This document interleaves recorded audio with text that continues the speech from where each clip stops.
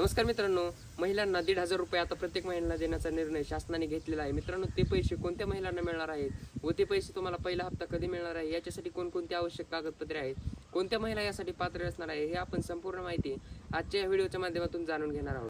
तुम्ही जर त्यापूर्वी आपल्या चॅनलवरती नवीन असाल तर चॅनलला सबस्क्राईब करून व्हिडिओला लाईक करायला विसरू नका. तर मित्रांनो, आपण चालूयात आपल्या मोबाईलच्या स्क्रीनवरती आणि पाहूयात की कोणत्या महिलांना 1,500 रुपये प्रत्येक महिला मिळणार आहेत व कोणत्या महिला पात्र असणार आहेत.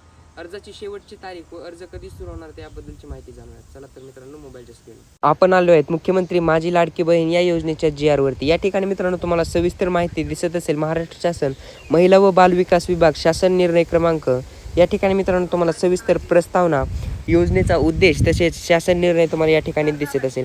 मित्रांनो, योजनेचा जर उद्देश पाहायला गेलं तर या ठिकाणी तुम्हाला दिसत असेल की राज्यातील महिला व मुलींना पुरेशी सोयीसुविधा उपलब्ध व रोजगार निर्मितीस चालना देण्यासाठी या योजनेची सुरुवात केलेली आहे. तर मित्रांनो, जास्तीत जास्त माहिती घ्यायची झाली तर योजनेचे स्वरूप देखील तुम्हाला या ठिकाणी दिलेलं आहे.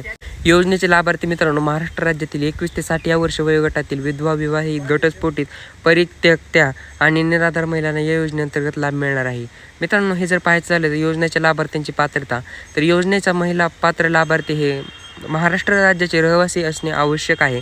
तसेच राज्यातील विवाहित, विधवा, घटस्फोटित, परित्यक्त्या आणि निराधार महिला असणे गरजेचे आहे. तसेच किमान वयाची 21 वर्ष पूर्ण व कमाल वयाची 60 वर्ष पूर्ण होईपर्यंत या योजनेचा लाभ घेता येणार आहे. सदर योजनेअंतर्गत लाभ घेण्यासाठी अर्ज करणाऱ्याच्या महिलेचे लाभार्थ्यांचे बँक खाते असणे आवश्यक आहे व त्या बँक खात्यासोबत आधार कार्ड लिंक असणे आवश्यक आहे, जेणेकरून तुम्हाला हप्ता येण्यास कोणताही प्रॉब्लेम किंवा कोणतीही समस्या येणार नाही.